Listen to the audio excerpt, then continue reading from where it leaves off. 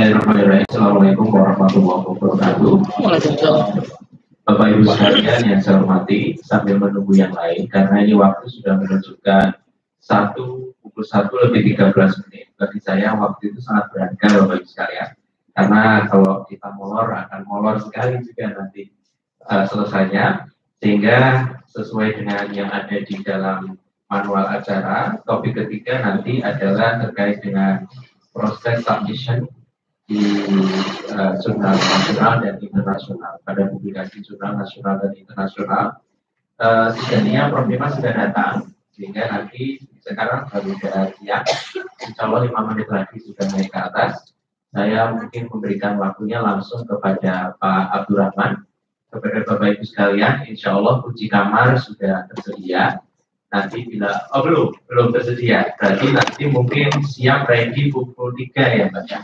3, jadi tidak perlu nanti pada saat break asar dan kami break pukul 2:30, Bapak Ibu sekalian bisa mengambil kuncinya di meja paling depan ini dan nanti bisa masuk ke kamar masing-masing. Baik, saya berikan waktu langsung kepada Mas Abdurrahman Al-Faqih.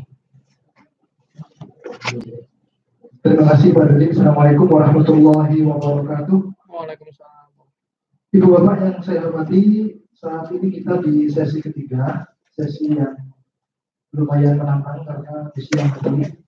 Mudah-mudahan nanti materinya tidak membuat kita atau bahkan menambah meningkatkan adrenalin kita, kefokusan kita, sehingga nanti materinya bisa kita cerna dengan baik. Topik ketiga adalah tentang submission process for national and international journal publication. Sebagai pembicara atau narasumber tetap dengan Pak Ari Afriansyah SHMIL PhD dan akan bersamaan juga dengan Prof. Dr. Nifatul Huda SHMK. Kalau untuk CV masing-masing tadi kebetulan Pak Arif sudah menyampaikan di sesi sebelumnya, mungkin akan saya skip. Tapi kalau untuk Prof. Nima, dalam konteks ini beliau selain guru besar juga kepala penerbit untuk jurnal nasional yang ada di lingkungan Fakultas Hukum UI. Jadi sedikit banyak akan dapat memberikan gambaran bagaimana proses pengumpulan. Jadi itu para narasumber, Ibu Bapak yang saya hormati, mungkin kita undang saja Pak Ari untuk bersama-sama ke depan. Terima kasih Pak Ari.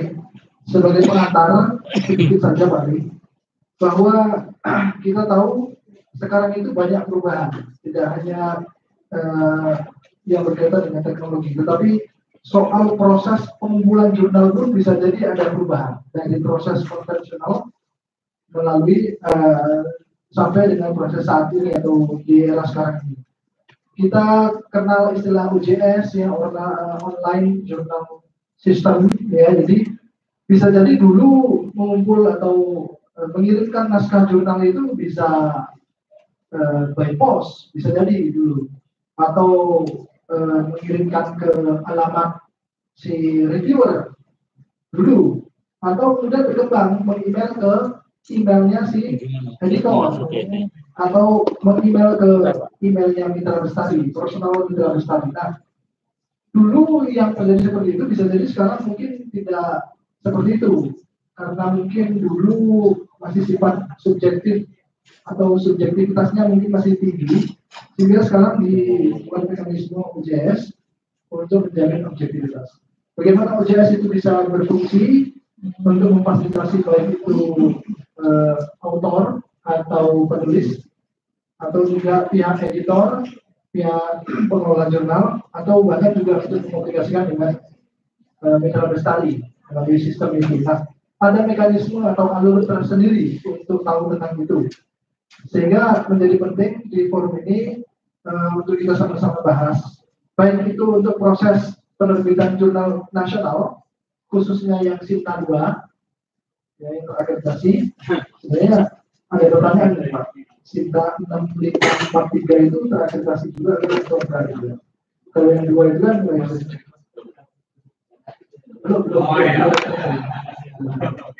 Jadi itu apa namanya, kerugian saya karena tadi nggak terlambat.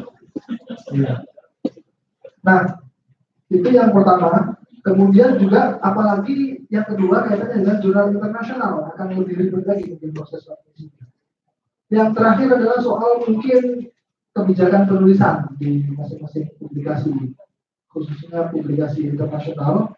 Jadi bisa jadi pattern sistematika, kerangka penulisan, termasuk juga teknik referensinya mungkin akan berbeda satu publikasi dengan publikasi lain.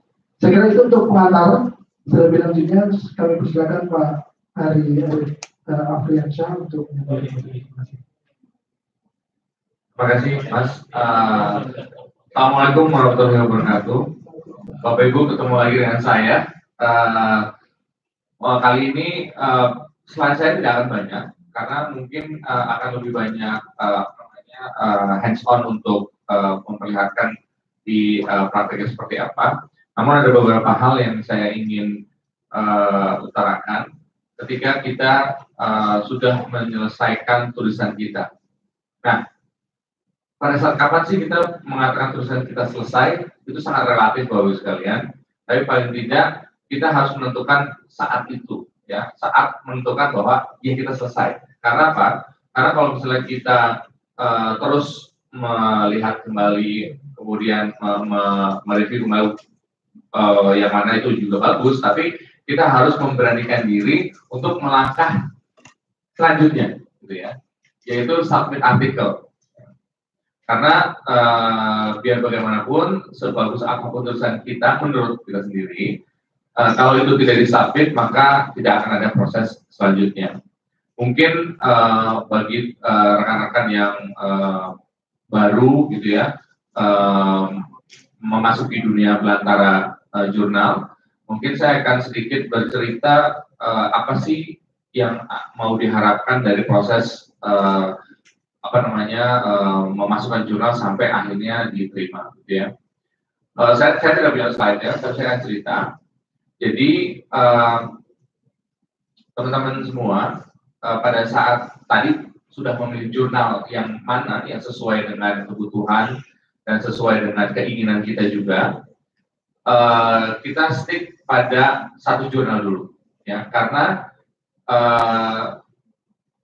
pada umumnya kebijakan untuk publikasi jurnal adalah exclusive submission. Artinya kita tidak boleh untuk mensubmit ke beberapa jurnal pada saat yang sama. Nah, ini tidak berlaku di Amerika. Nah, di Amerika yang mau review itu mereka tidak memberikan batasan itu. Tapi kalau misalnya Bapak Ibu ke jurnal-jurnal Eropa, mereka sebagian besar mensyaratkan hal tersebut. Dan menurut saya, itu juga akan memudahkan kita untuk memastikan tulisan kita tidak double publication. Nah, artinya dari kita sendiri yang punya kontrol, nanti kalau misalnya kita gagal di jurnal ini, kita bisa pindah ke jurnal yang lain. Kemudian, pada saat kita mau mensubmit, kita harus pastikan bahwa tulisan kita ini sudah sesuai dengan apa yang diminta dari jurnal tersebut, ya. Artinya mulai dari formatnya, gaya selingkungnya, termasuk peraturan mengenai panjang tulisan, ya. Meskipun Bapak Ibu sekalian punya tulisan yang panjang dan mendalam, tapi kalau misalnya jurnal yang dituju dia hanya mensyaratkan maksimal 10.000 kata termasuk footnote misalnya, ya udah ikuti aja. Karena apa? Karena begitu si tulisan masuk, kemudian dicek kepada tim editor teknis, begitu tidak sesuai langsung dikembalikan lagi, gitu ya. Nah, kemudian pada saat kita sudah lolos, kita harus rajin-rajin memantau progresnya, ya. Nah, kemudian nanti in the end akan ada kesimpulan atau akan ada keputusan ditolak atau tidak. Biasa kalau misalnya ditolak, nanti akan ada penjelasan kenapa kita ditolak, gitu ya. Apakah karena substansinya, apakah karena memang tidak sesuai dengan fokus and scope, gitu ya. Nah, itu nanti akan ketahuan dan itu berguna buat kita untuk perbaikan tulisan kita juga. Artinya ditolak jurnal bukan akhir segalanya, gitu ya. Artinya masih ada jalan lain untuk kita mempublikasikan. Oke. Baik, Bapak Ibu sekalian, sekarang kita lihat dulu bagaimana kita melakukan submisi terhadap jurnal nasional.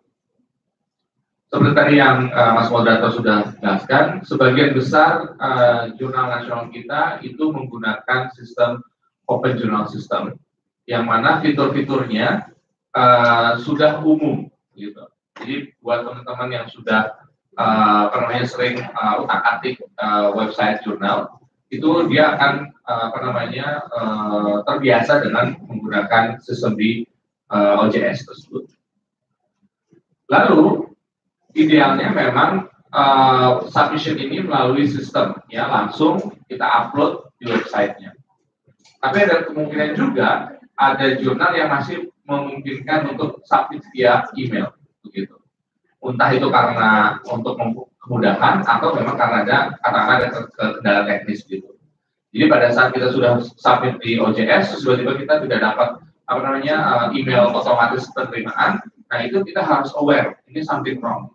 Kalau misalnya kita tidak mendapatkan balasan, maka itu kita harus cek.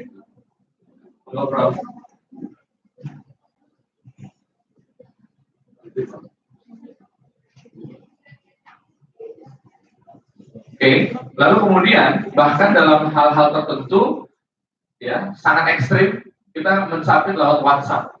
Artinya submit lewat ke chipnya langsung, ya karena OJS ini adalah sistem yang selalu berkembang karena ini adalah platform pengembangan dari berbagai pihak, maka selalu terdapat bugs yang memungkinkan itu bermasalah.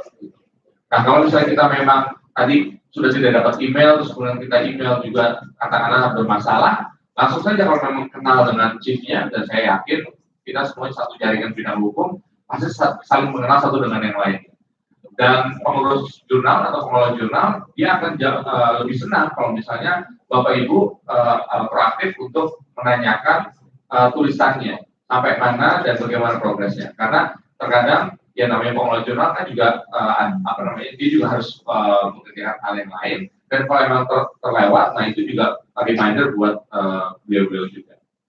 Namun demikian garis bawahnya adalah sebisa mungkin Bapak Ibu mensubmit artikel itu melalui sistem OJS, karena pertama itu adalah tertib sistem, ya. Kedua, membantu pengelola jurnal, karena dengan Bapak Ibu mensubmit lewat website, itu tidak ada lagi proses di luar hal tersebut. Jadi men-tracknya di satu rumah saja, gitu ya. Kemudian ini juga akan membantu kemudahan kedua belah pihak, baik pengelola maupun penulis, untuk memantau progres, ya. Karena nanti akan terlihat perkembangannya apabila tulisan masuk, ya, kemudian dalam review, kemudian dalam layout teknis misalnya, atau masuk dalam mitra bestari, atau bahkan sudah dalam level accepted, gitu. Nah itu semua bisa dilihat di website OJS. Lalu kemudian kalau kita berada dalam sistem untuk membuktikan korespondensi itu jauh lebih mudah, karena record yang saya bilang tadi, karena setiap kali perubahan atau progres itu pasti akan ada email otomatis dari mesinnya. Tentu yang mengirimkan berbeda fungsinya, mulai dari managing editor, section editor, layout editor, dan seterusnya.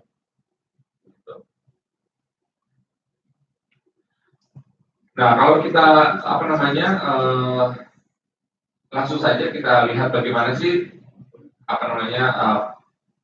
interface jurnal, ya. Nah ini jurnalnya UI sudah terakreditasi, ya. Waktu itu masih menggunakan akreditasi B, ya, karena waktu itu 2017. Nah sekarang jurnal ini masuk ke dalam Sinta 2, karena semua yang terakreditasi B itu masuk ke Sinta 2, ya. Nah yang sisanya sekarang sudah menjadi Sinta 3, 4, 5, 6, gitu ya. Jadi Bapak Ibu langsung saja kalau untuk mensubmit itu kita harus register dulu, ya. Kita harus login dulu ke sana. Nanti setelah itu ada pilihannya untuk submit, dan ada beberapa hal yang Bapak Ibu harus isi. Nah, yang paling penting adalah pastikan Bapak Ibu mengisi metadata, ya. Nah, apa itu metadata? Data seperti judul, nama, afiliasi, abstrak, dan kata kunci. Kemudian daftar referensi. Karena itu penting untuk ketelusuran, ya, karena itu adalah data-data yang akan dipakai oleh mesin pencari untuk tulisan Bapak Ibu sekalian. Ya. Jadi kalau kita lihat platform yang lainnya, ya, misalnya PJIH dari Bandung juga rata-rata interface-nya juga hampir sama karena memang dia satu rumah yaitu adalah OJS. Tergantung nanti layout daripada web design-nya mau seperti apa. Ya. Cukup straightforward, ya, artinya antara penulis dengan pengelola jurnal dia langsung bisa berhubungan. Gitu. Nah, hal ini akan sedikit berbeda dengan kalau kita mau mensubmit ke jurnal mainstream yang ada di luar Indonesia, karena sistemnya ada yang langsung dan ada yang memakai pihak ketiga. Gitu. Kalau saya kasih contoh, misalnya ini International Journal of Refugee Law. Nah, pada saat ini dia masih dalam websitenya Oxford University Press, gitu ya. Nah, dari sini kita harus masuk dulu ke jurnalnya. Jadi bukan masuk ke sini, karena kalau kita masuk ke sini, ini adalah sign in untuk ke oup.com-nya. Tapi justru kita harus klik ke sini, bagian submit-nya. Ya. Nanti dari bagian submit kita lihat, kita akan didirect kemana? Apakah kita langsung ke website jurnalnya atau ke pihak ketiga? Nah, kebetulan begitu kita klik submit di sini, dia akan mengarahkan ke pihak ketiga lagi, nah, yang disebut dengan MC Manuscript Central. Ya.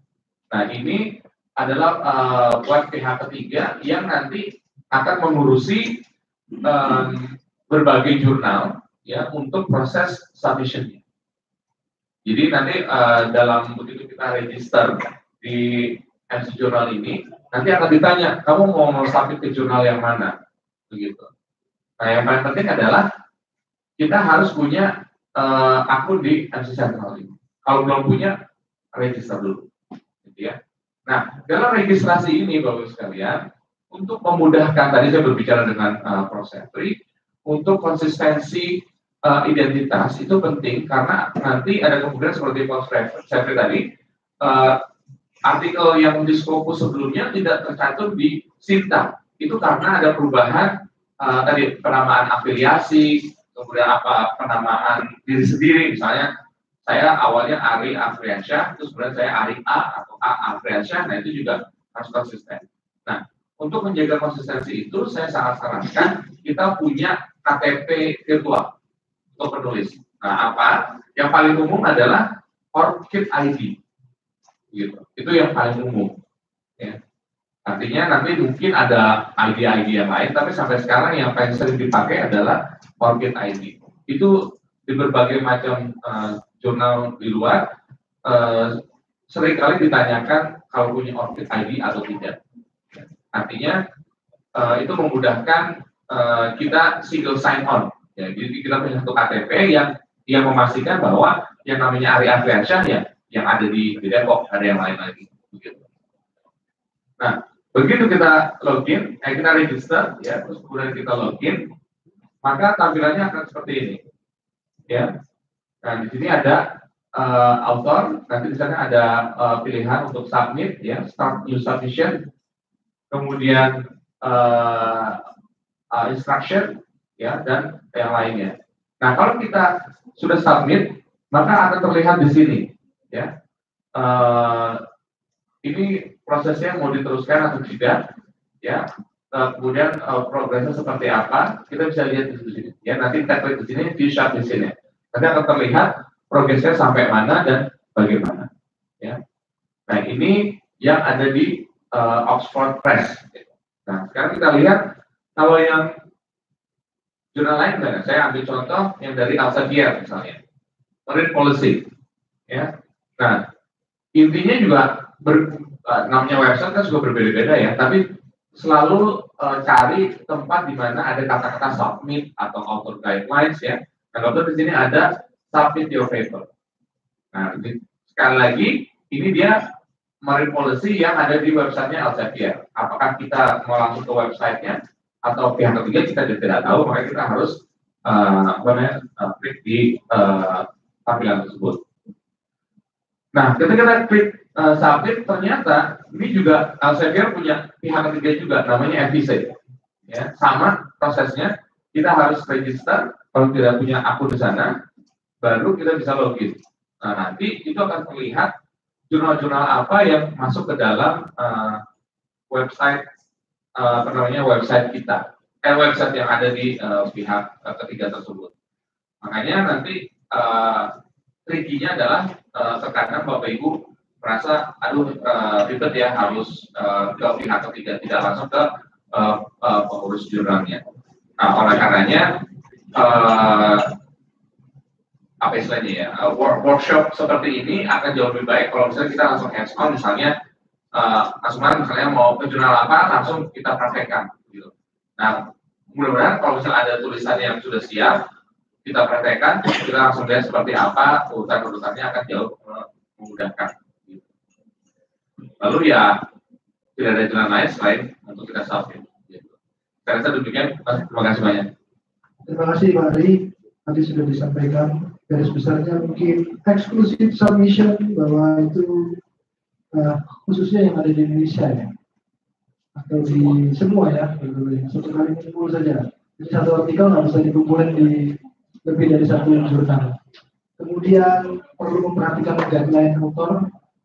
Jadi guideline author kan berbeda-beda ya, harus disesuaikan. Lalu mau nggak mau kita harus OJS ikutin prosedurnya karena mempermudah kita juga, khususnya untuk korespondensi ICB. Baik, saya kira itu yang bisa saya simpulkan sederhana. Berikutnya ke Prof. Emma, mohon nanti pencerahannya dan sharingnya kaitannya dengan submission dalam 15 menit kurang lebih, Prof. Terima kasih. Assalamualaikum warahmatullahi wabarakatuh. Maaf, waktunya ditugasnya. Saya hanya ingin berbagi pengalaman sebagai pengelola. Itu yang diterima itu yang kayak apa sih? Jurnal yang masuk yang diterima itu yang seperti apa?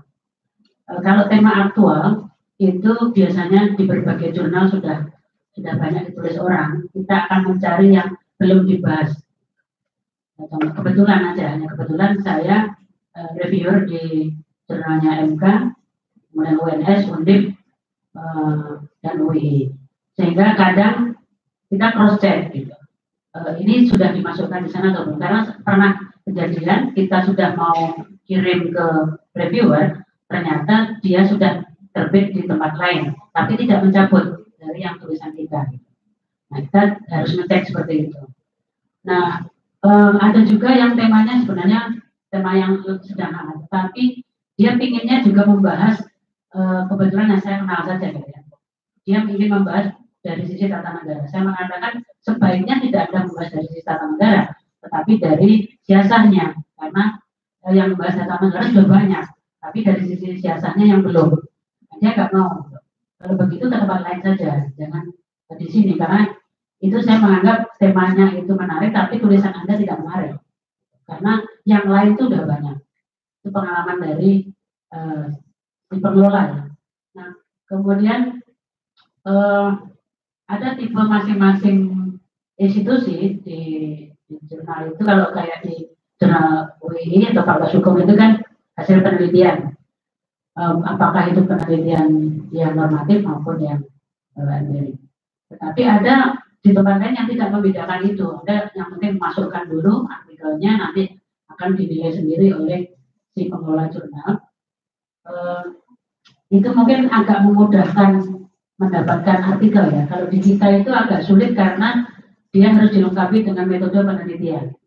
Kemudian abstrak itu kalau artikel perlu ada metode penelitian, ya langsung saja bikin abstrak. Tapi kalau yang di hasil penelitian di situ pasti sedikit tentang rumusan masalah, kemudian metodenya, kemudian hasil penelitian.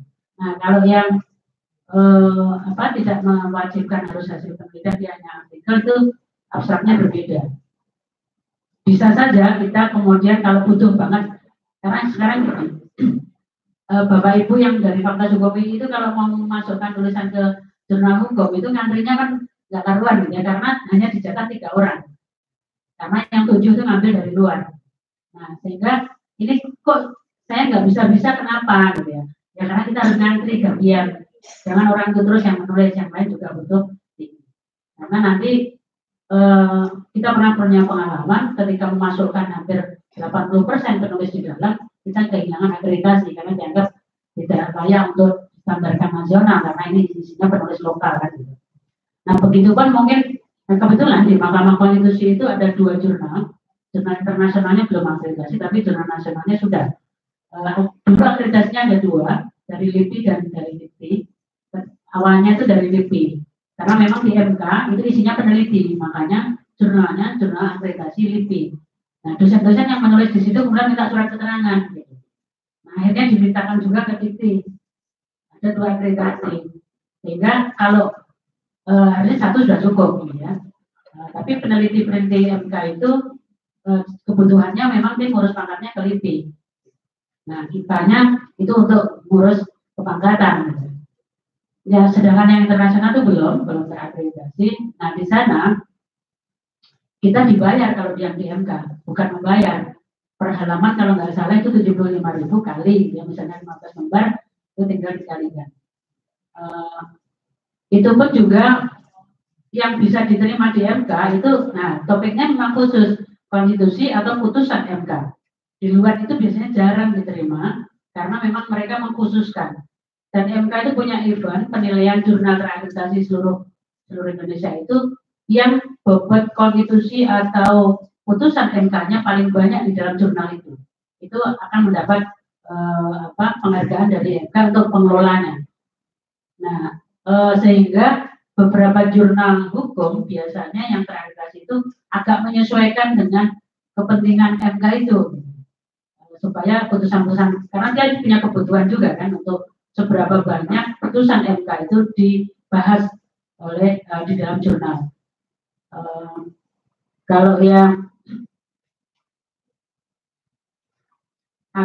di MK itu kita bersaingnya memang lebih luas karena memang orang merasa bahwa di sana dibayar ya, sehingga kalau dulu itu disiasati oleh MK itu dipecah ke dalam pusat-pusat studi.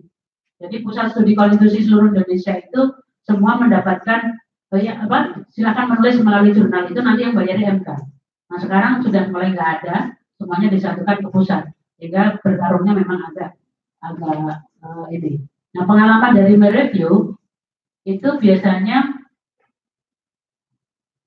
yang pertama pasti plagiarismenya ada apa tidak. Yang kedua itu sudut pandang yang penulis ungkap di situ itu menarik apa tidak.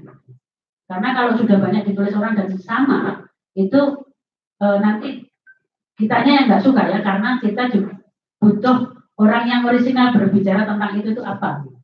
Meskipun tidak semuanya, karena mungkin teori pasti diambil dari sumber yang hampir sama. Nah, tetapi kalau hanya kompilator di situ, misalnya kita hanya mengkompilasikan dari berbagai tulisan orang di jurnal, itu juga nggak menarik. Hanya copy paste kemudian dimasukkan ke situ. Nah, ini yang pengalaman saya melihat di MK begini. Ketika ada seseorang yang waktu itu menulis hal yang sangat khusus spesifik, itu setiap event yang MK butuhkan dia dihadirkan selalu menjadi pembicara. Karena yang misalnya kayak sekarang ini Omnibus Law, gitu ya, itu yang banyak menuliskan Jimmy Usmunan misalnya gitu. Nah, ternyata dia terus yang diundang oleh berbagai lembaga yang terkait dengan Omnibus Law. Meskipun mungkin dia juga nggak yang pertama, tetapi yang masuk di jurnal itu yang pertama. Sehingga dia sekarang ini Jimmy Usmunan itu keliling gitu. Diundang kemana-mana karena dia dianggap yang banyak concern menulis itu. Sehingga kita perlu bobot tulisan kita itu tidak harus yang mungkin tidak terlalu disukai oleh publik, tetapi itu menarik gitu. Misalnya menilai tentang, kalau bukan saya tata negara, menilai tentang pasal 18B ayat 2 misalnya, kesatuan masyarakat hukum adat sepanjang masih hidup sesuai dengan Undang-Undang Dasar tidak bertentangan dengan NKRI. Itu apa sih menariknya di situ dibahas pasal itu gitu. Ternyata kalau saya ngobrol sama Pak Samsudin dari Undip itu, kenapa sih setiap ada debat MK anak-anak undip itu selalu menyerang pasal itu. Pasal nggak benar, konstitusi itu nggak benar. Masa mengakui masyarakat hukum adat kalau itu sesuai dengan NKRI tidak bertentangan dengan undang-undang. Bukankah masyarakat hukum adat itu lahir sebelum Indonesia lahir? Kok sekarang pasalnya dibalik seolah mereka akan diakui kalau tidak bertentangan dengan hukum nasional, padahal hukum nasional bisa saja menghabisi mereka. Contohnya apa? Hutan adat digabungkan menjadi hutan negara. Itu kan berarti merampok hutan rakyat. Nah yang kayak gini nih, ternyata kemudian, oh ini menarik ini. Kalau kemudian saya nanya, Pak Sam, baca project itu apa tuh tentang pasal 18? Oh ada, saya carikan bukunya. Baru saya tahu, oh ternyata project itu mengkhawatirkan kalau nanti hakim MK nggak paham tentang itu, maka masyarakat adat akan habis semuanya gara-gara dinyatakan bertentangan dengan itu. Nah itu kalau hal-hal yang spesifik kayak gitu itu menarik menurut saya. Jadi kadang juga tergantung perspektifnya reviewer juga, ya. Ada reviewer itu yang kaku, pokoknya ini orang memenuhi ini surat, gitu. Surat baik. Kita tuh kasihan sampai 3 kali bolak-balik, masa ujungnya ditolak, gitu. Terus kita yang si pengelola ini yang kemudian membantu, gitu. Mohon izin kalau ini tak tambahin kayak gini kamu mau nggak, gitu. Ya apa-apa, kan yang penting bisa masuk, gitu. Nah sekarang kita menjadi susah karena S1 beberapa kampus juga mensyaratkan submit, sehingga Anda bersaingnya dengan banyak pihak itu loh, yang misalnya Atmajaya itu banyak sekali masuk ke jurnal kita, tapi ketika disuruh merevisi nggak ada yang mau, sehingga kan mengganggu tuh ini. Gitu. Mending harusnya syaratnya itu sampai dia dinyatakan layak untuk diterbitkan di jurnal kami. Kalau enggak itu mengganggu, mending yang lain yang kita terima. Tapi kan nggak bisa kita menolak tulisan yang sudah masuk di UJS ini kan ya harus dibaca, besoknya disuruh merevisi nggak balik lagi. Padahal kita udah nunggu-nungguin jadi nggak sih. Nah ada juga yang sampai 3 kali, 2 kali masuk ke reviewer karena siapa yang ahli hukum perbankan dan ahli UDIP itu pemilihnya Pak Baja itu dia mengatakan ini masih jauh, tapi kalau si penulisnya masih mau, saya masih mau mereview. Oke, kita kembalikan ke penulisnya. Besoknya direview, kirim lagi. Oh nggak begini maksud saya, gitu kan? Kita tadi karena sudah masuk ujian kan semua bisa terkontrol di situ. Dia sampai di mana? Gitu. Nah kadang-kadang penulis nggak sabaran, gitu ya. Nanya langsung, punya saya ini saya masukkan sekarang Januari boleh bisa nggak kalau terbit? Saya bilang langsung nggak bisa, gitu. Nggak penuh, gitu. Kenapa? Kan nggak logis ya, masa masuk sekarang terus langsung minta Januari, itu kan jeda waktunya sangat. Jadi ya kita harus sabar juga, kadang menunggu sampai ada balasan dari pengelolanya kapan kita mendapat kepastian dalam arti oke, kalau koreksi kita akan mengoreksi, kalau memang tidak layak ada jawaban. Nah ada yang menelitinya itu seprovinsi, misalnya ya seprovinsi Jawa Barat, tetapi contohnya hanya 1 gitu. Terus saya komentari di situ, bisa nggak kalau kasusnya itu daerahnya diperluas sedikit lagi?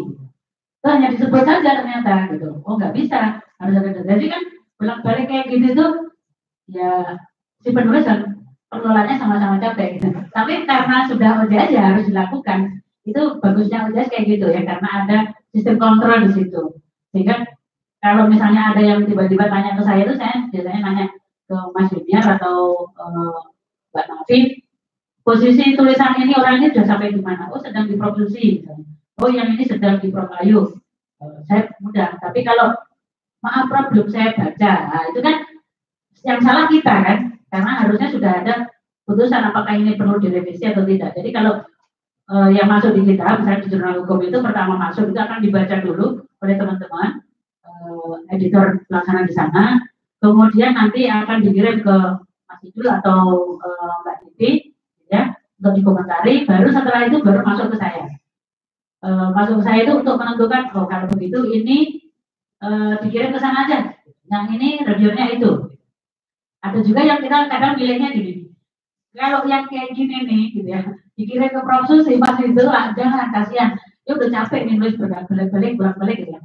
Dipindahkan aja, jangan ke Prof Susi. Karena saklek kalau produksi itu kan, kebanyakan tuh ditolak kalau di produksi itu, ini kurang. Saya bilang, Mbak, standarnya diturunin dari 7 aja deh, jangan 8. Aku nggak mau, aku maunya tetap 8. Jadi, ya sudah kita carikan yang lain. Jadi nanti karena ini di sini semuanya sudah penulis, banyak sekali tulisannya di jurnal. Nah sekarang dan fakultas itu mengganti kok biayanya. Saya pernah menulis di jurnal UGM, di UNS itu diganti. Misalnya karena 1.500.000 nanti ditukar oleh fakultas 1.500.000 ditambah ya. Biasanya kan ditambah dengan insentif penulisan. Jadi nggak apa-apa. Nah yang dibayar yang saya tahu, saya nggak tahu ya tempatnya Bunisa masih nggak ya. Jurnal apa yang hukum bisnis itu bayarannya mahal kalau yang di sana, gitu kan. Kalau di MK hanya per halaman. Nah ya kan dibayar kan, di MK juga nggak bayar, dibayar tapi per halaman. Jadi ada dua arah kita mau menulis di jurnal itu, apakah itu hasil penelitian ataukah itu artikel. Sebenarnya artikel pun juga hasil penelitian, hanya ada pakemnya, kadang harus pakai metode penelitian, ada yang tidak. Kemudian kita harus mengikuti gaya selingkuh masing-masing jurnal, apakah pakai catatan kaki atau catatan perut atau catatan akhir, hanya seperti itu. Dan yang penting menulis, jadi harus dimulai untuk menulis. Kalau hanya diangankan nanti nggak bisa masuk ke jurnal. Mungkin pengantar saya untuk diskusi itu, kurang lebihnya mohon maaf. Assalamualaikum warahmatullahi wabarakatuh. Waalaikumsalam warahmatullahi wabarakatuh. Terima kasih Prof. Nima. Baik Bapak Ibu, mempersingkat waktu langsung memperbanyak untuk diskusi saja. Saya buka termin pertama tanya jawab dari Ibu Bapak. Silakan 5 penanya pertama. Monggo Ibu Bapak.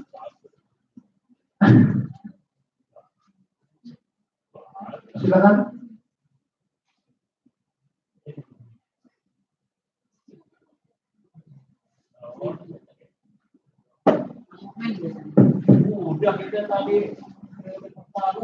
Ya mungkin bisa menanyakan hal teknis atau mau Bapak Ibu tadi seperti yang Prof. Nima bilang, penting untuk kita memastikan bahwa dosen kita merupakan hal yang baru.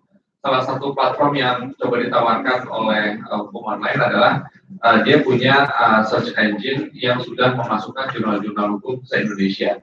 Ini kebetulan sudah kerjasama dengan asosiasi, jadi sebagian besar jurnal hukum di Indonesia sudah masuk di database mereka.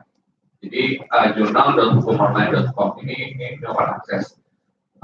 Untuk pengelola jurnal jangan khawatir karena website ini tidak akan sama dengan teliti.com, artinya trafficnya langsung masuk ke website yang masing-masing. Kalau teliti kan dia trafficnya masuk ke teliti.com, ya bukan ke ke website OJS-nya.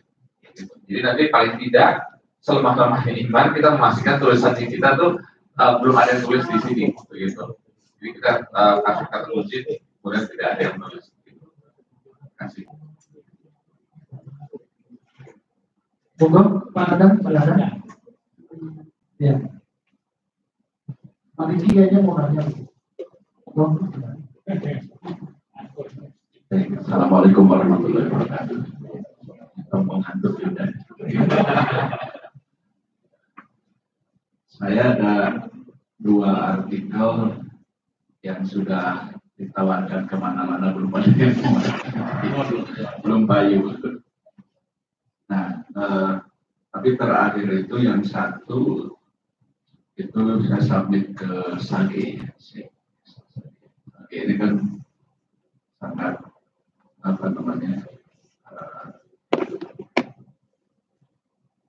ya masuk ke yang high perspektif gitu ya. Tapi begitu dimasukkan ke sana, dia bilang diterima gitu. Tapi nggak ngasih kabar lagi gitu. Setelah itu lama. Kemudian yang 2 lagi, yang satunya itu sudah diterima, sudah akan diterbitkan, ya. Cuma mungkin kesalahan saya itu ketika dia mengirim pemberitahuan, kan masih lewat websitenya ya, saya tidak mengontrol. Nampaknya sudah diberitahu ada perubahan, tapi saya tidak lupa karena tidak kebuka gitu ya. Nah, tapi kemudian dia kirim lagi pemberitahuan. Nah itu sudah diperbaiki, balik lagi ke sana, juga udah hampir setahun juga nggak ada kabarnya. Yang satu lagi sudah disubmit dan juga sudah dinyatakan diterima. Ini juga nunggu beritanya itu lama sekali, sampai sekarang belum ada juga. Nah, kira-kira kalau kita menelusuri lagi gitu ya, kira-kira etis apa enggak gitu ya. Apalagi disarankan disomasi katanya. Nah, ini harus bagaimana gitu. Nah, jadi yang ini seringkali juga bikin udah sampai capek melek gitu ya. Setelah masuk sana seakan-akan itu apa ya, masuk ke kotak Pandora. Kira-kira ini bagaimana ini? Itu saja mungkin saya punya pengalaman itu. Tambahin ya. Ini menghibur terus tadi. Siap. Menghormati Bu Naimah yang sudah telat terima. Kita kan seangkatan. Baik, begini. Untuk kedua-duanya aja lah, berbagi yang mana gitu. Problemnya ada, saya tanya gini, ada jangka waktu nggak ya? Misalnya kita mengirim biasanya proceeding gitu ya, di FGD atau di workshop. Kemudian katanya akan dimuat dalam proceeding. Tapi nggak ada kabarnya. Ya. Bahkan katanya kalau yang saya di ND itu ribut antara pengurus yayasan menentukannya. Nggak terbit-terbit sampai sekarang. Nah, yang kedua waktu MGD di STBN gitu dengan MPR, mau kasih tahu aja kalau pernah. Itu nggak ada juga kabarnya. Padahal salah satu narah hubungnya itu Pak Julius Sembiring. Pak Julius Sembiring sudah meninggal. Terus saya mau kemana? Nggak, maksud saya, kalau saya misalnya tulisan saya itu serius itu. Mungkin layak lah kalau instrumen yang tidak terakreditasi gitu ya. Lumayan lah 10 gitu poin. Tapi kalau nggak ada kabarnya tiba-tiba, misalnya itu saya kirimkan ke jurnal, terus terbit gitu ya. Dan tiba-tiba ini juga terbit. Saya digantung kan karena ada plagiat atau ada apanya gitu. Sehingga datanya itu ada kadaluarsa nggak? Kita batasan kita boleh mengirimkan ketika jurnal tulisan kita itu tidak dimuat-muat. Yang kedua ini Bu Prof.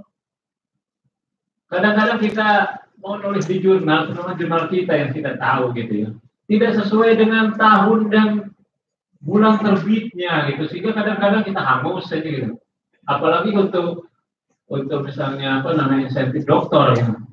Untuk bulannya seharusnya untuk tahun ini dia tahun begitu. Itu problemnya apa gitu? Apakah karena tulisan yang dari luar itu sedikit sehingga tidak bisa, sedangkan yang di dalam numpuk nggak boleh juga karena harus 30% atau apa? Kalau begitu kan kelihatannya ya daripada menerbitkan tulisan orang dalam lebih baik tidak terbit sama sekali kan gitu. Karena tulisan orang luar pun tidak memenuhi dengan 70% itu. Apakah itu kemudian jurnal itu terbit kala-kala terbit, tempo-tempo terbit, tempo-tempo enggak, seperti itu. Jadi kadang nulis ke sana nanti kapan, tanya dengan Pak Asbi, wah Pak si antri wis meneh, waduh. Nah, tapi ternyata katanya tadi kan itu juga kadang-kadang tulisan kita dihargai sedikit karena produk dalam kan gitu. Tadi Pak Ari juga mengatakan gitu kan ya. Jadi lebih baik diberikan luar. Tapi persoalannya juga kalau misalnya sama dengan problem, kenapa kalau misalnya tulisan kita juga di jurnal lain sulit juga masuknya? Kalau misalnya 70% Banyak katanya jurnal yang nggak terbit karena tulisan dari luar kurang. Ya itu seperti itu. Karena ya begitulah saya itu aja dulu. Langsung direspon dulu ya. Langsung direspon dulu. Terima kasih. Kadang ada begini Pak Momen, beberapa jurnal itu membuat jurnalnya 1 tahun itu dibuat barang saat itu juga karena memang tidak ada tulisan atau dia mau akreditasi biasanya gitu, sehingga waktu untuk terbitnya nggak bisa dipastikan bahwa Januari itu akan terbit pada saat bulan Januari, dan rata-rata jurnal memang kayak gitu. Kenapa? Karena satu tulisan itu katakanlah oke dapat 10 gitu ya.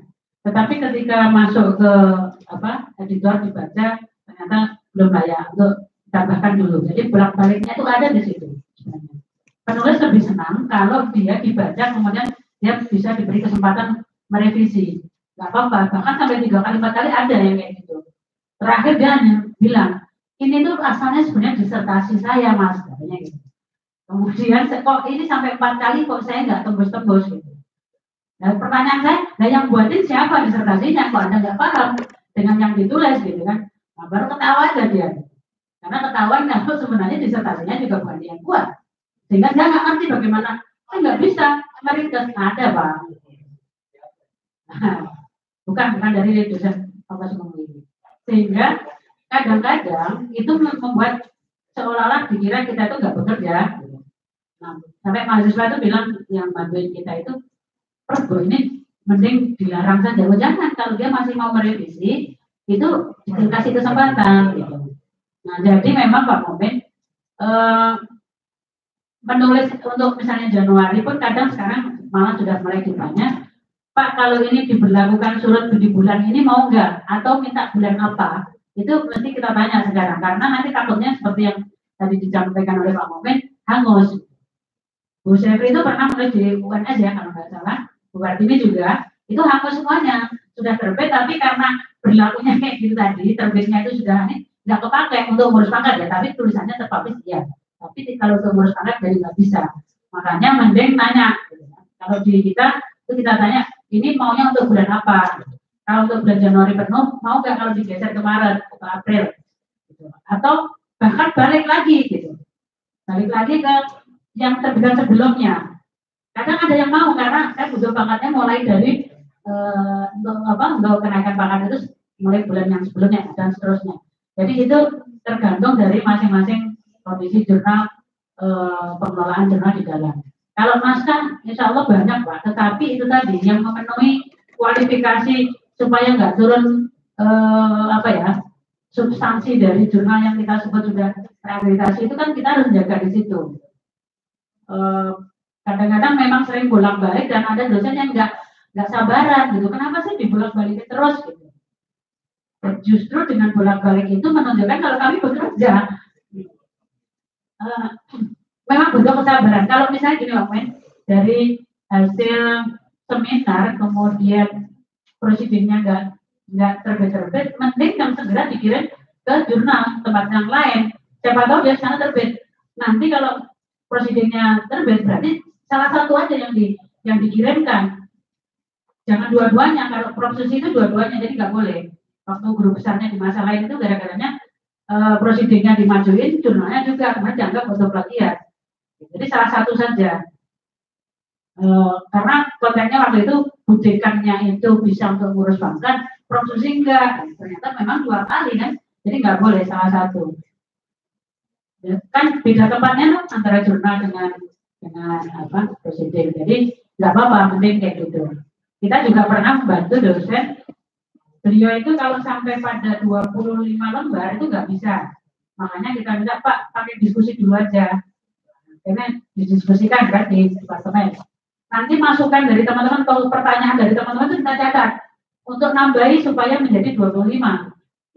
Dulu kita masih melakukan yang kayak gitu. Yang sekarang udah pada mau pensiun itu sudah nggak mau, terus gak mungkin tak mundur baik gitu. Kita Pak diskusikan, nanti kita bantuin untuk mencatat pertanyaan dari teman-teman apa itu untuk nambahi. Tapi yang mudah-mudahan kan ini udah penulis semua, jadi jauh lebih mudah. Itu kerumitannya Pak Wamen di dalam, jadi nggak apa-apa ditanya, misalnya gini, saya juga sering ditanya oleh penulis, Pak punya saya sudah masuk bulan ini, kok sampai sekarang belum ada keterangan? Gitu. Nah, Oke, saya catat dulu namanya, ininya nanti saya tanyakan ke teman-teman di lapangan misalnya. Kan dari sana rekamnya ada. Oh yang ini baru di reviewer sana, yang ini sudah dari reviewer sekarang sedang ada di penulis untuk revisi yang kedua, bro. Jadi ada di situ, mudah kok sekarang gitu. Cuman kalau tulisan bahwa harus masuk, nah itu yang nggak ada jaminan. Jadi harus berjuang di situ, sabar. Makasih. Ya, kalau dari saya, Pak Nanda sama Pak Umin juga, kalau umumnya kalau mengetahui itu sekitar 6 sampai 1 tahun prosesnya sampai ada kepastian. Nah, untuk yang konferensi proceeding yang nggak ada kabarnya, ya itu tadi kalau di proceeding nasional, saya tunggu 2 bulan nggak ada kabar, saya tanya, kalau misalnya kemudian oh iya kita sedang urus, terus saya tunggu 1 bulan lagi nggak ada kabar, mendingan saya langsung withdraw aja, langsung pilih ke jurnal yang lain. Karena apa? Tadi terkait dengan daripada publish di tempat sendiri, lebih baik publish di tempat yang lain, Pak. Karena itu juga akan membantu, tadi saya bilang tadi, pengelola jurnal, karena kita diwajibkan untuk menerbitkan justru tidak banyak dari tempat sendiri, gitu. Karena itu menunjukkan bahwa jurnal kita dihargai oleh penulis lain. Nah, dulu waktu pas asosiasi belum terbentuk, Pak Umi, kita masing-masing susah sendiri. Karena kita nggak ngobrol dengan satu dengan yang lain. Nah, sekarang dengan adanya asosiasi, kita bisa berkomunikasi. Misalnya, saya maksudnya edisi ini kurang buat tulisan, siapa yang ada stok tulisan. Nah, pengelola jurnal juga jadi corong informasi buat teman-teman. Bapak Ibu ada yang mau publikasi nggak, gitu kan? Itu juga bisa disalurkan. Tapi bukan berarti tidak melewati proses review, tetap melalui proses review. Tapi paling tidak tadi saluran untuk mempublikasikan bisa terakomodir. Dan alhamdulillah seperti yang saya sampaikan tadi, progresnya adalah sampai sekarang ada 127 jurnal yang disita untuk bidang hukum. Gitu. Terima kasih. Baik, Ibu Bapak, ada lagi pertanyaan? Mungkin ya, Mas Bazali, silakan. Assalamualaikum warahmatullahi wabarakatuh. Langsung saja. Jadi gini, Bang. Pak Ari, ya. Mohon maaf, saya tadi agak telat. Jadi gini, saya itu lagi ada 2 proses di jurnal Milah MSI UII, gitu. Jadi awalnya saya submit dulu 1 artikel, gitu ya. Kemudian setelah beberapa waktu kemudian saya diminta ngisi di pasca, kemudian saya bikin makalah, gitu, dan makalah itu kemudian diminta untuk diterbitkan. Jadi akhirnya ada 2 proses yang lagi yang lagi diproses di Milah. Judulnya beda. Kabarnya itu akan terbit tahun ini untuk bulan Februari dan bulan Agustus. Tahun ini bukan? Iya, iya. Nah, ini kaitannya saya tanyakan ke Mas Anda, kaitannya dengan bulan untuk BKD. Jadi kata Mas Anda, untuk bulan Februari dan Agustus itu bisa dipakai buat BKD.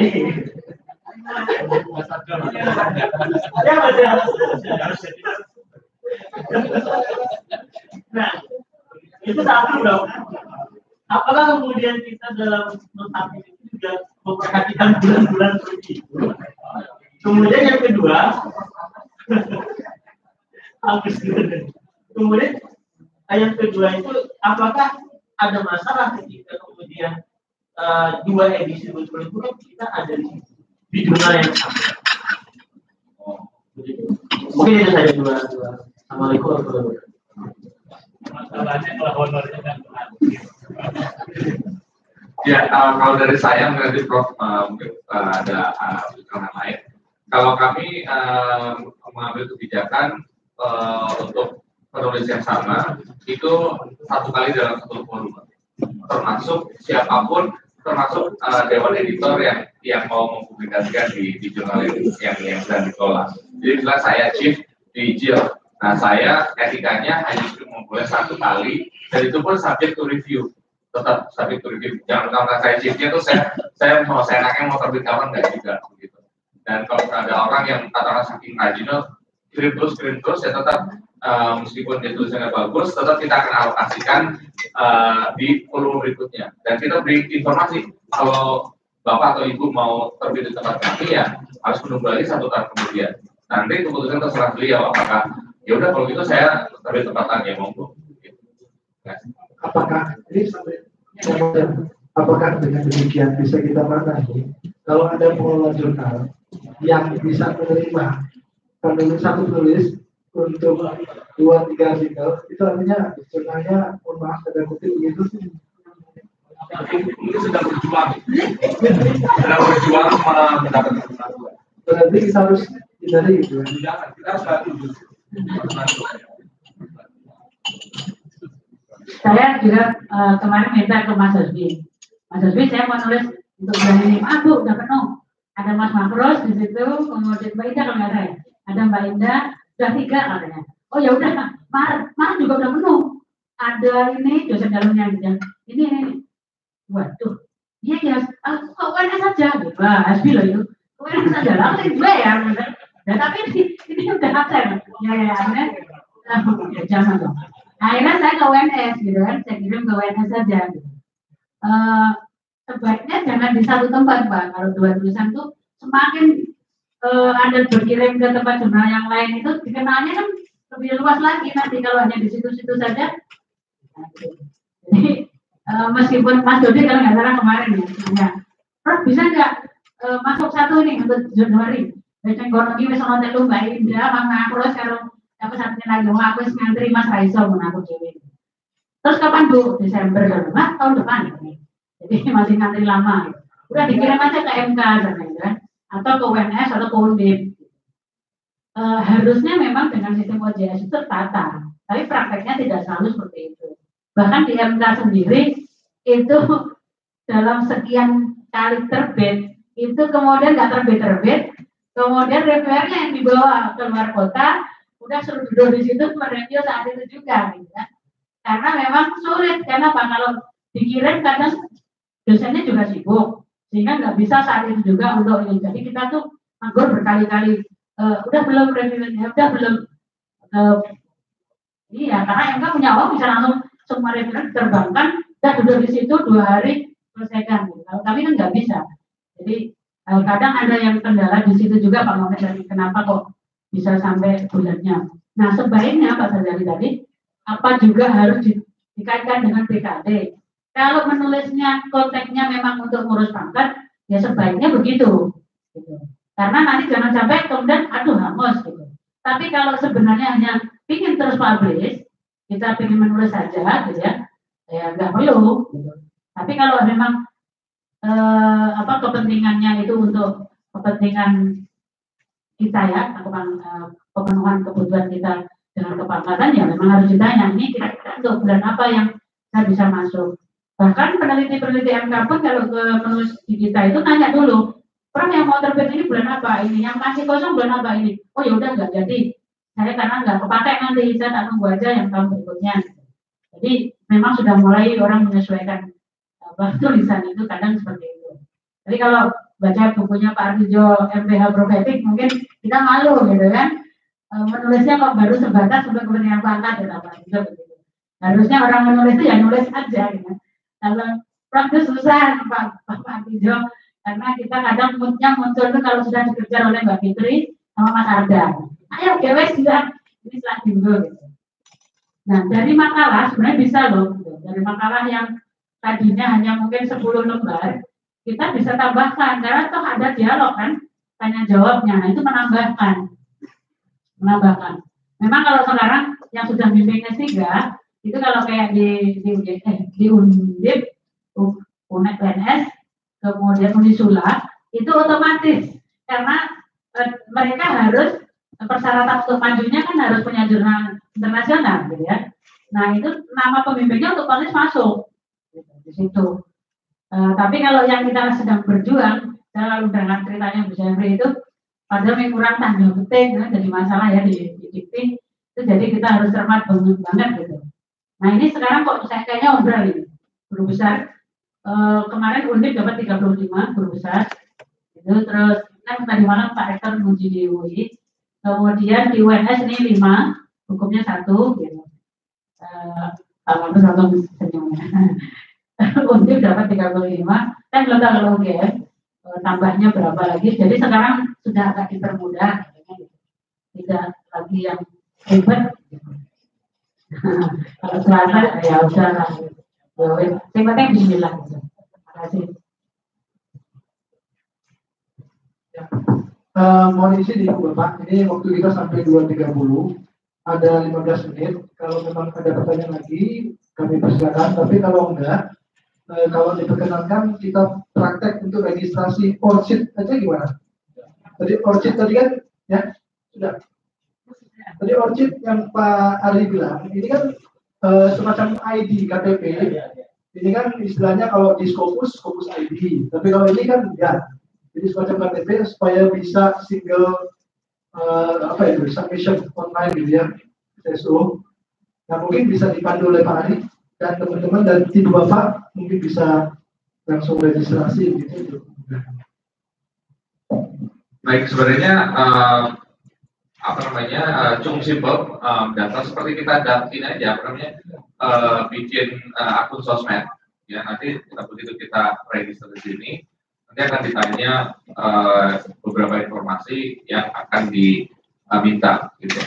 Nah, cuma yang saya sarankan adalah Bapak Ibu sebisa mungkin menggunakan email institusi, ya, email institusi dan penamaan daripada institusinya itu konsisten.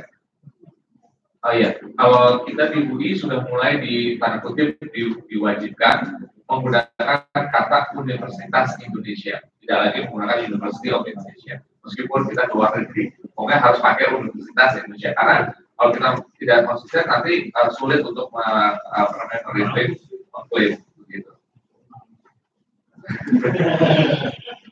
Jadi nanti Bapak Ibu bisa langsung kalau belum punya itu langsung ke register now, ya langsung diisi nama awal, akhir,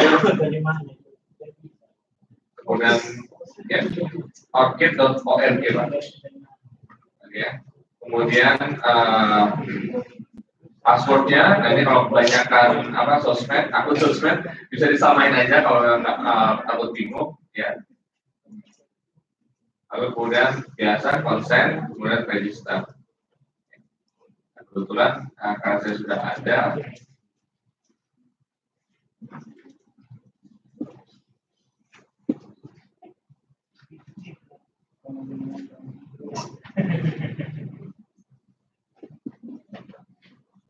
Oke. Saat itu saya bandel tidak menggunakan email institusi. Jadi tapi saya ubah di sininya. Ada di email tambahkan email institusinya yang dari UI-nya. Begitu. Itu menjadi primary. Tapi untuk loginnya karena terdaftarnya pakai personal, maka masih pakai itu. Nanti Bapak Ibu akan mendapatkan ini. Orchid ID-nya seperti ini. Ya, jadi nanti kalau misalnya ada kayak jurnal misalnya, kalau nggak salah, nanti dia kalau untuk login, dia minta Orchid ID login misalnya. Tuh, seperti ini Bapak sekalian. Ya, jadi bisa langsung, nggak perlu lagi login untuk daftar di websitenya, tapi kita bisa langsung pakai login with Orchid. Seperti itu. Tuh kan, begitu saya sudah buka Orchid, dia sudah langsung meretrieve identitas saya. Tinggal authorize.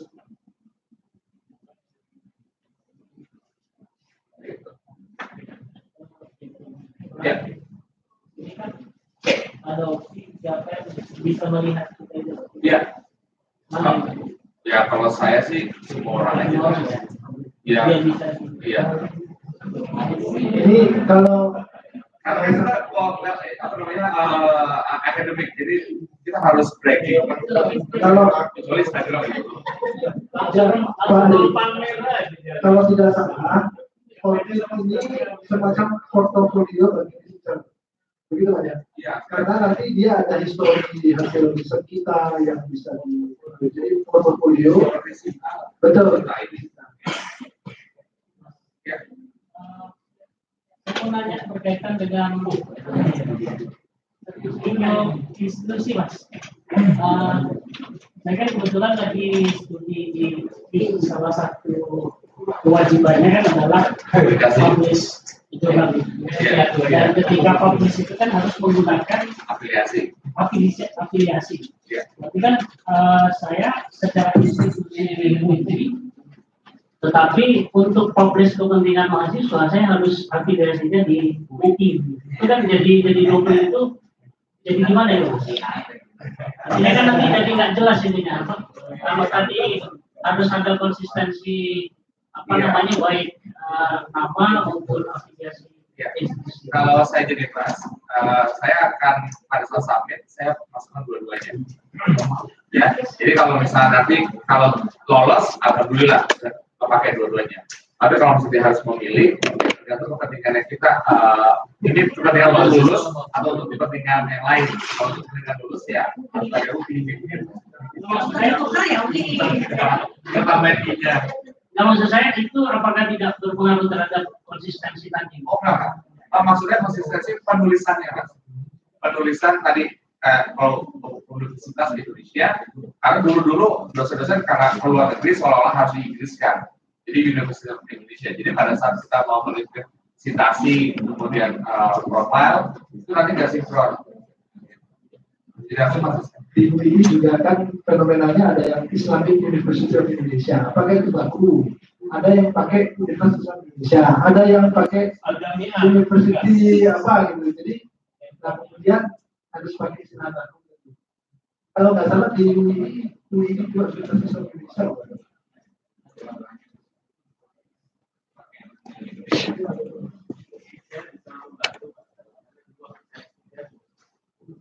Saya menulis adalah dosen di Fakultas Hukum Universitas. The author is the lecturer, permanent lecturer at the Faculty of Law Universitas Islam Indonesia, dan saat ini sedang menempuh S3 di Gaza Marton School of Jurisprudence University of Jakarta. Jadi seperti itu bisa. Jadi dua-duanya saya masukkan. Ya, dua-duanya alhamdulillah kalau lolos. Tapi kalau misalkan sama ada jurnal yang kita hanya satu ya biasanya.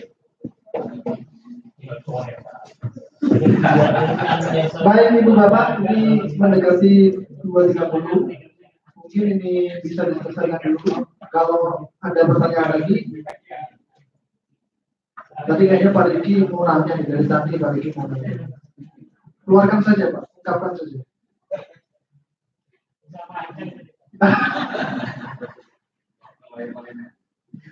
Kalau tidak ada, apakah bisa kita Pak Samsudin?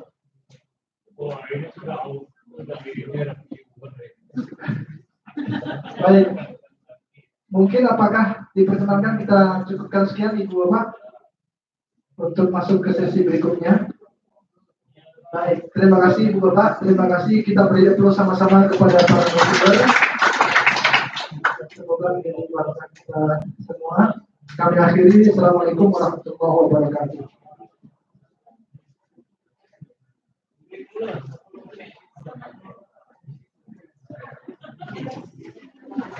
Bapak Ibu sekalian yang saya hormati, sekali lagi kita beri aplaus yang meriah Bapak Ibu sekalian. Jangan sampai kalah aplausnya dengan tetangga sebelah karena Cuci Kempot tadi sudah check in pukul 2, sekitar pukul 2 lebih 10 menit di lantai 6 di pojok sendiri. Jadi kalau Bapak Ibu sekalian mau foto, karena tadi Pak Uti nanya tiketnya harganya berapa. Nah, caranya nyari di mana? Jadi saya harus memberikan informasi sebagai panitia. Bapak Ibu sekalian, alhamdulillah acara sesi ini sudah berakhir. Terima kasih kepada Pak Ari dan Prof. Iman yang sudah memberikan penjelasan. Sebagai pengumuman Bapak Ibu sekalian, yaitu sesi ini setelah ini adalah coffee break sama sholat asar. Jadi dipersilakan Bapak Ibu sekalian menikmati coffee break yang ada di pojok ruangan ini dan sholat asar di lantai ya, coffee break dulu ngobrol-ngobrol dan ingat untuk bagi Bapak Ibu sekalian yang sudah saya yang reviewernya adalah Pak Ari yaitu Pak Jamaluddin Opur, tepat sekali. Saya di UI, reviewernya langsung dari FAUI. Kemudian Bu Sriwati dan Pak Kandang Sutrisno mungkin langsung bisa bertemu dengan Pak Ari, bisa di ruangan ini pada saat sesi ini atau di luar ruangan, Pak. Jadi membuat terserah kita sediakan di luar ruangan ada di depan di selatan. Kami mohon Prof. Nikmas dan Pak Ari bisa maju ke depan beserta Mas Alfa untuk bisa berfoto bersama dan menerima souvenir. Pak Hanafi selaku Wakil Dekan Bidang 2 mohon agar berkenan untuk menyampaikan souvenir kepada para pembicara kita pada siang hari ini.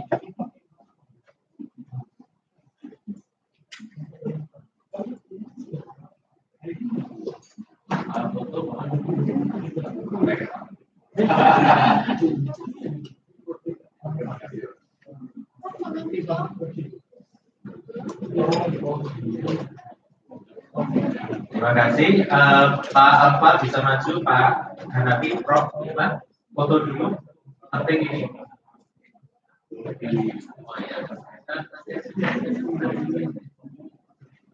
Pak Bagian silakan siap. Ya nggak kelupaan masalah.